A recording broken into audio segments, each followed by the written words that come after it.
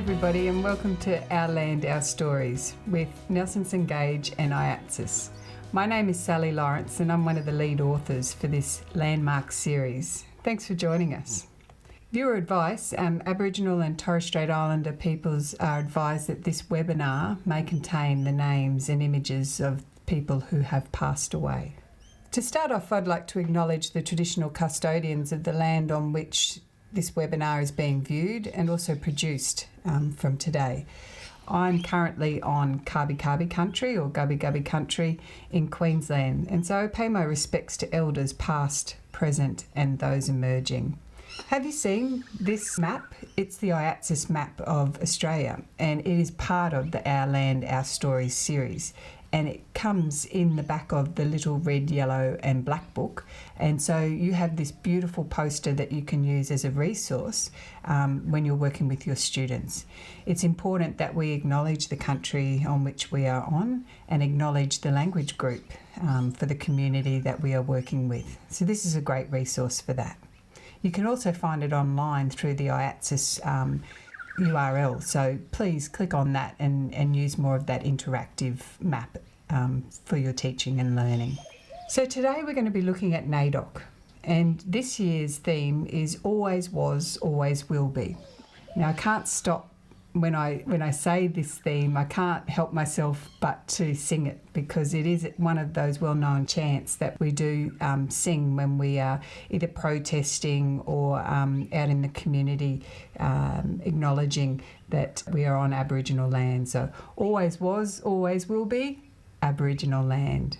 So that's the theme for this year, for 2020 NAIDOC.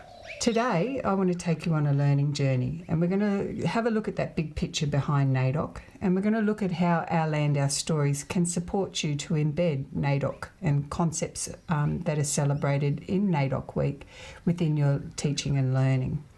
And we're also going to have a look at the things that you can do to recognise and support your local NAIDOC celebrations. So let's have a look. NAIDOC Week celebrations are held across Australia each year in July to celebrate the histories, cultures and achievements of Aboriginal and Torres Strait Islander peoples. It is not only celebrated by the Indigenous communities but by all Australians from all walks of life. And the week is a great opportunity to participate in a range of activities to support your local Aboriginal and Torres Strait Islander communities. There's a website you can see down the bottom there, naidoc.org.au. There are heaps of resources there that will support you to get that deeper understanding about NAIDOC and also help you to embed each year's theme into your teaching and learning. Now, NAIDOC originally stood for the National Aborigines and Islanders Day Observance Committee. And this committee was once responsible for organising NAIDOC Week and all the activities that occurred. But since that acronym has now become the name of the week itself. And if you want to have a look at the history that goes back to the 20s and 30s, and then in particular takes in the 1938 Day of Mourning and how NAIDOC has evolved since those times, there's a great timeline at that NAIDOC website that I encourage you to have a look at, that NAIDOC history. So local celebrations for NAIDOC Week are encouraged, and they're often organised by government agencies, communities and local councils and schools and workplaces. However, this year in 2020 we have restrictions due to COVID-19, and local NAIDOC celebrations have been cancelled. This is because Aboriginal and Torres Strait Islander peoples have been identified as being more vulnerable and susceptible to this pandemic.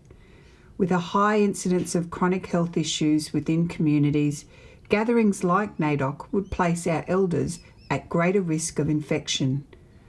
Losing elders would be as dramatic as the history being lost in the fire of Notre Dame. Massive amounts of historical and cultural knowledge would be lost forever. This is why such drastic measures have been taken to lock down Aboriginal and Torres Strait Islander communities and events within Australia. So each year there is a different focus or theme for NAIDOC, and today NAIDOC refers to that National Aboriginal and Islanders Day of celebration. So as we said, this year's theme, always was, always will be. It could mean anything. It could be referring to Aboriginal land, it could be referring to culture. So let's take a deeper look. Making meaning of this theme. As I said, when I see that theme, it takes me to the historical as well as the contemporary perspectives. It makes and reminds me about the impacts of colonisation and invasion and those effects that it has had on culture. I also am drawn to celebrating the resilience and the change that Aboriginal and Torres Strait Islander cultures have held, that resilience that they've held and the change that they've gone through since the last 250 years. And again, it's particularly important to acknowledge this year is the commemorations of the Cook 250 years, and that gives us a timeline that we can look at how resilient and how culture has had to change as a result of invasion and colonisation. And we also look to the impacts on the different aspects of culture, and we're going to go through that today. So today I'm going to be using the middle primary component of Our Land, Our Stories. I'm going to focus in on this part of the resource, and as a teacher you can differentiate. If you're wanting to use these books with lower primary or upper primary, you just work on that differentiation to bring that knowledge and use aspects of this to suit what you're teaching in your classroom. So here you can see the middle primary teacher resource book, and behind me you've got all those beautiful big books and those amazing artworks and covers there. And you can see that we have a big book for country place, one for people and one for culture. You also have the 15 cards that will support you, the learning cards, and we're going to have a look at those a bit later. The teacher resource book there is to support you with planning the learning activities. You've got the little yellow, red and black book with that IATSIS map of Australia that's in the back cover. So today, the hero of this one is the big book on culture. We're going to be having a look at that. And also remind ourselves that if we need to catch up, if we need that 101, the little red and yellow and black book, chapter 3 is a great place to start. So let's have a look. What is culture? Okay, this is on page 3 of the big book. Straight away it gives us that information. What is culture? When we talk about culture, we are talking about the way that people know, understand and do things. Culture includes a nation or a group's language, their family ties or kinship, the laws, religion and food. And it could also be seen in their music, stories and art. Culture has a huge effect on all of us, and it helps to shape the way we live and how we think and act. Our culture is what we identify with. It gives us a feeling of belonging. So a wonderful definition there. Now, when we talk about aspects of culture, we had some clues in that first page. We talk about culture in regards to language, those kinship or family ties, the laws or law, L-O-R-E, spirituality, food, music, stories, art and dance. Architecture is a part of culture. The land, everything's connected to the land, and the celebrations that the different language groups will have. Okay, and there's great activities in the teacher resource book that further draws these out, and we're going to have a look at those in a minute. So aspects of culture, we're looking at how we go back to that main theme, always was, always will be. So we're going to have a look at that change from the historical to the contemporary.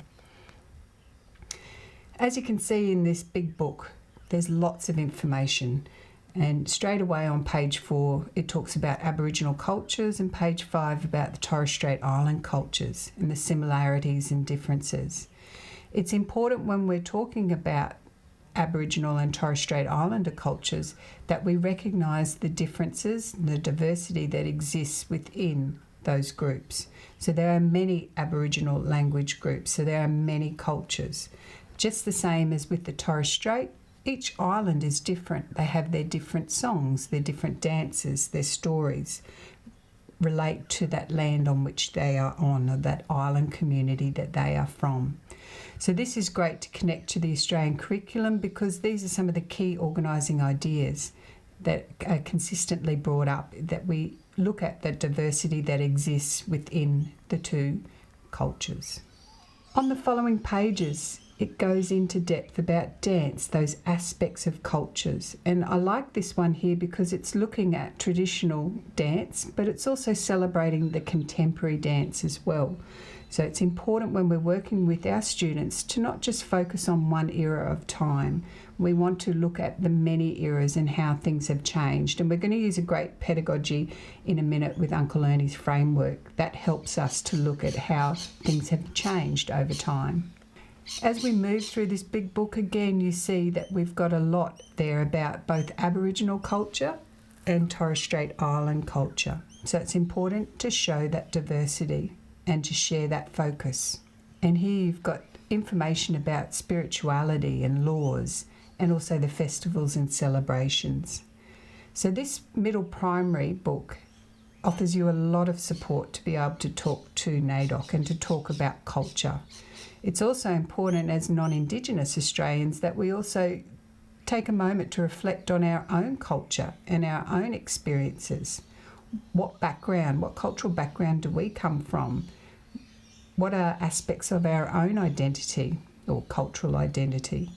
This is a great opportunity for students and educators to have some self-reflection. So we're going to have a look at the teacher resource. Remember, when I was writing this teacher resource book, I was wanting to give educators the confidence to embed Aboriginal and Torres Strait Island perspectives. For too long, I've heard educators say that they're reluctant to do this work, whilst it's part of their core responsibilities and it's part of the Australian curriculum and professional standards for teachers. Teachers just don't feel confident to embed these perspectives, maybe because of their own experiences or education. They haven't had many opportunities to engage with both Aboriginal and Torres Strait Islander people and cultures. So I've written this teacher resource book to support you, and I hope you find that support when you're using this book. As I said, it's about building confidence. Okay, it's about building your cultural capability. So as an educator, as you're using this resource, I'm hopeful that you will be consistently building layer upon layer, building that cultural capability so you become more confident. It has additional information and resources, and I'm going to show you some of that QR code functionality in a minute. It also scaffolds the learning, so it works with you to build up student confidence and understanding as well as you move through the learning activities that start off at a basic level and then develop into more complex work. And the links are made to the Australian curriculum, so you're confident that you are embedding Aboriginal and Torres Strait Island perspectives as a part of the Australian curriculum and not doing something that's a bolt-on. Okay, this is built in. So let's have a look at that teacher resource book. You can see here that I've taken the pages out of that teacher resource book, and I want to go into more depth and detail here. You can see the QR code up in the corner there for the big books, teaching notes, Our Land, Our Stories, and we're looking at the culture book here for middle primary. It was authored by a lady called Carmel Riley. Okay, and she's an experienced children's author and has written many books for Indigenous education series. And this big book explores the concepts of what culture means to Indigenous peoples and how it is interconnected with belonging and identity. This book also explores the diversity of Aboriginal and Torres Strait Islander peoples, cultures, and how it is expressed through oral histories, art and music. Again, we're focusing on that cross-curriculum priority of culture. So the artwork, it's absolutely divine. That's a lesson in itself, that you can use these resources by drawing on and interpreting the artworks that adorn these covers. Very specifically, this section, the next 4 pages that we're going to look at, are looking at pages 3 to 8 of the Culture Big Book. It is then segmented into the next chunk, and there are activities for that. Okay, so it will guide you, the teacher resource book not only guides you through the learning cards, but it also guides you through every page of these big books. So you can't go wrong. I'm there holding your hand. If you were to click on the QR code that's up the top there, you'll see on the side of the page that all these links will become available to you, and they're aligned to the questions that they relate to. So if you've got question 4 there, you can see a link that will provide you additional information to answer 3 aspects of question 4, A, B and C. So I really want to give you all of the resources. You don't have to go searching around, that they're there at your fingertip, that you can access quite quickly as you're working with the students. The learning intention is clearly articulated at the start of each section of the teacher resource book and the teaching pathways. So this is telling you, are there some additional cards or resources that would support you in bringing this knowledge to students? And you can see there that the Possum Skin Cloaks card is a great addition to this work. The protocols are flagged at the start, and this is usually the stuff that educators are aware of that they have a shortfall in. They're not sure what the protocols are. They don't want to make cultural faux pas. So we flag those at the get-go, okay? The discussion points, they help to broaden the knowledge that you will need to work with. So if there's been some aspects that are not in the big book or not in the learning cards, we draw your attention to those further. Okay? Then we go into the learning activities. I'm going to flick over here to the next page. You can see that I have provided frameworks for you to replicate with your students. And as I said, when we're talking about culture, this is a great opportunity for you to guide students through a reflection of their own personal cultural profile. And so therefore, this first activity helps you to do that. We also identify next to that table for question 2 are those aspects of culture that I brought up in that slide previously, where students can make connections with overseas cultures that they may be aware of, identify what are the aspects of that culture before they then go and look at Aboriginal culture or Torres Strait Islander cultures and identify those aspects there. A lot of different teaching pedagogies have been used, like KWL charts, so students can record what they know and what they want to learn. I want to draw your attention to the next on page 28 there out of the teacher resource book. I've included some useful information for educators, so just in case you're not sure about those elements of culture for both Aboriginal cultures and Torres Strait Islander cultures, I've given you some clues and heads up there, so that again builds your confidence to embed this in the work that you're doing. In the last page there, you can see that we've made those links to the Australian curriculum. So again, that confidence that you're working with English and HASS learning areas as you're doing this work. Again, more links you can find through the QR codes to support you with that learning. Remember the theme for this year? Always was, always will be. Okay, can't help but sing it. Let's have a look a bit deeper about how we can use this theme for this year and make sense of it. As we said, it leans us to the historical as well as the contemporary perspectives, the impacts of invasion and colonisation, and how Aboriginal and Torres Strait Islander peoples and cultures have been resilient and have had to change as an effect of colonisation 250 years ago. So let's have a look at that now. I'm going to use Uncle Ernie's holistic framework, and there is more detail about this framework in the front of the teacher resource book. And you can also find more information when you're working with the Possum Skin Cloak card, which is on the following pages in the teacher resource book. It goes into more detail about Uncle Ernie's framework. Now, Uncle Ernie Grant, he's a durable elder, and he's from the Tully and Ballindon Kerr areas here in Queensland. And when Uncle was working for Education Queensland, he developed this framework because he was finding that teachers were looking at concepts or elements of culture in silos, and he could see that they needed support by using a framework to look at things more holistically. Now, the time periods is the key thing here for Uncle Ernie's framework. I'm just going to go back for a second and identify that purple square down the bottom left-hand side. This is where we anchor ourselves to time. Are we talking about whatever concept or topic? Are we talking about this in pre-contact, from a pre-contact perspective, so up until 1770, up until invasion? Or are we talking about culture from a contact point, so 1770 to settlement in various parts of Australia? We know the rolling frontier stretches that date out. Post-contact, we're looking at settlement to 1970 approximately, and again that will be different for different parts of Australia. Or are we talking about culture in a contemporary perspective? It's very important to draw on these 4 different time eras, and Uncle Ernie's framework supports us to do that. Now, to give you an example, I just want to go into a close-up here of this table that Uncle Ernie offers us, because it helps us to look at those impacts of colonisation, okay, and that change and resilience that has occurred.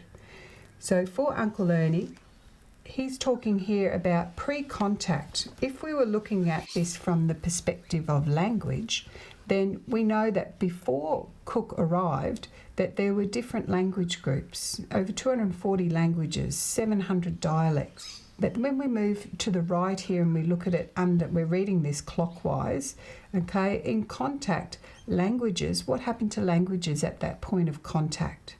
Well, there was confusion and there was some language lost. And we know that that's where contact languages like Aboriginal English and Creole with a K and Creole with a C for the Torres Strait, they were languages that came about because of that contact. But there was still that confusion and loss of language. If we're talking about language in the context of post-contact, we know that when Aboriginal people were rounded up and dumped on missions and reserves, that language use was prohibited and there was extensive loss for some communities. That differed as well because we know that communities where the Lutheran Church were managing those missions and reserves, that language was preserved because the Lutherans taught the Bible by translating the Bible into the local language. And so that is, as a result, we've had a lot of language still alive in those communities where the Lutherans ran those missions and reserves. But if we talk about language in a more contemporary sense, we know that last year, 2019, was the year of Indigenous languages, and we have seen a lot more awareness, reclamation, revival, and recognition of those languages. So Uncle Ernie's framework is a great framework that allows us to put an element of culture into the context of time. And are we talking about that from pre-contact, contact, post-contact, or a contemporary sense? So I encourage you to use that framework when we're looking at NAIDOC this year, and that theme of always was and always will be. Okay, there's Uncle Ernie's framework. As I said, if you anchor yourself to time in that purple square, then you're able to work through the other windows of land, language, culture, relationships, and place. And putting that topic or theme or concept, if it's language, in the middle there, or if you're looking at art or dance, any of those aspects of culture which we looked at the start, it allows you to cover that 250 years or longer and put it in that time and era context. So always was, always will be Aboriginal land. I can't help myself from saying it, sorry. So this July, celebrate NAIDOC. I encourage you also to go to the Narraganawali website, and that will support you to do any reconciliation action plans and to create those within your school. It's a great platform, and it supports you to look at all of those different aspects. If you've seen our webinar on reconciliation, you'll understand that there are 5 dimensions of reconciliation, and the Narraganawali website will help you to navigate those 5 dimensions. Okay, the activities as well in the teacher resource book We'll support you to develop reconciliation action plans and consider what you're doing in your school and record and celebrate what you may be doing around reconciliation or celebrating NAIDOC. So head to the Narragansett website and platform and start to build your reconciliation action plan for your school. So what can we be doing? What can you do to help and support NAIDOC in the next couple of months? Well, that theme of always was, always will be. Encourage you to use Uncle Ernie's framework and ensure that you're looking at that historical spread of time and look at how culture has remained resilient and how it is celebrated. Build respectful relationships, okay, and participate in those local NAIDOC celebrations. They may not be as grand and as big as what they are usually, given our current situation with COVID-19, but have a look at the ways that you could maybe do that virtually and connect with community. Create opportunities within your school for First Nations people's guidance. Okay, NAIDOC Week is generally put on by community, and that's where we as non-Indigenous Australians are encouraged to attend and support them. So think about how you can work with your students and your parents and your school community during these times to ensure that NAIDOC is still celebrated. We want to acknowledge First Nations people's cultures in contemporary celebrations, okay? It's not always going to be the historical, back 200 years ago or 250 years ago. There are contemporary ways in which to celebrate Aboriginal and Torres Strait Islander culture today. We want to celebrate success and resilience. And in the cards, the learning cards that you can see there, we've got some Aboriginal and Torres Strait Islander community members who we are celebrating their success and what achievements they have made and what contributions they have made to Australian society. So I encourage you to have a look at those learning cards and also in other aspects of the big books where we identify other Aboriginal and Torres Strait Islander people who have been successful in their careers and their chosen fields. We always need to educate and re-educate ourselves. Our knowledge of Australian history may have been whitewashed and skewed by only hearing European accounts. It's important to counter this bias through the inclusion of First Nations voices and First Nations stories of local history. Seek to balance any bias you may unknowingly hold. So build cultural capability and embed good pedagogy. We said you've got Uncle Ernie's framework there that will support you to do that. And let Our Land, Our Stories support you in your learning journey. Become familiar with the different elements and aspects. Have a read over the weekend of the cards or the big book so that you're feeling confident when you're working with students in that you're well versed in that new knowledge. If you're wanting more information about Our Land, Our Stories, head to this website address or contact your Nelson Primary Sales Consultant for more information. They can bring this beautiful resource to your school. There's no pressure. We just want you to see it and touch it and feel it. And once you have done that, you'll see how important this series is and how special it is in the way it will support you to embed Aboriginal and Torres Strait Islander perspectives within the curriculum and demonstrate your professional standards of teaching, 1.4 and 2.4 in particular, so that you can be ensuring that today's generation of Indigenous students and non-Indigenous students are learning about the uniqueness and the beauty and celebrate Aboriginal and Torres Strait Islander culture. Thanks for joining me. There's a number of different webinars that we are releasing over the coming months. We encourage you to engage with them so that you can learn more about Our Land, Our Stories from Nelson St Gage and IATSIS.